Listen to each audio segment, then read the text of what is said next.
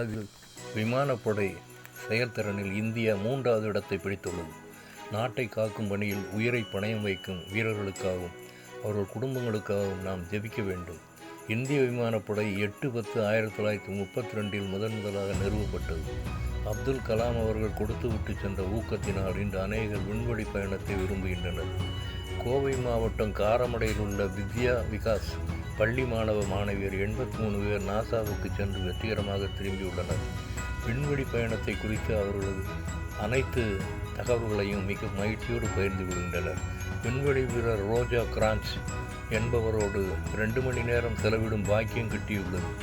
இப்பயணத்திற்காக ஒவ்வொரு மாணவரும் சுமார் 1.89 லட்சம் வரை செலவிட்டுள்ளனர். நாசாவில் உள்ள மியூசியத்தில் வைக்கப்பட்டுள்ள முதல் விண்வெளி வீரர்கள் பயன்படுத்திய பொருட்களை கண்டுள்ளனர். காகிதத்தில் மாடல் ராக்கெட் செய்து அதை விண்ணில் செலுத்தும் பயிற்சியில் பெற்றுள்ள மெய்சிலிருக்கும் அனுபவத்தை மகிழ்ச்சியுடன் கூறுகின்றனர். நேரம் தவறாமை, மற்றவர்களை நம்மை விட உயர்வாக கருதுதல், கற்றுக்கொள்ள ஆர்வம் போன்றவைதான் நாசா பயணத்தில் நாங்கள் கண்டுகொண்டவை என்று கூறுகின்றனர். எதிலும் தூய்மை, உண்மை வேண்டும் என்று நாசா விஞ்ஞானிகள் வலியுறுத்துகின்றனர் என்று கூறுகிறார்கள்.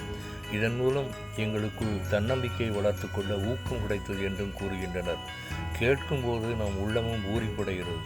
ஆனாலும் நாசாவிற்கும் மேலாயுள்ள நசரேயனை சந்திக்க நாம் ஆயத்தமாயிருக்க வேண்டும்.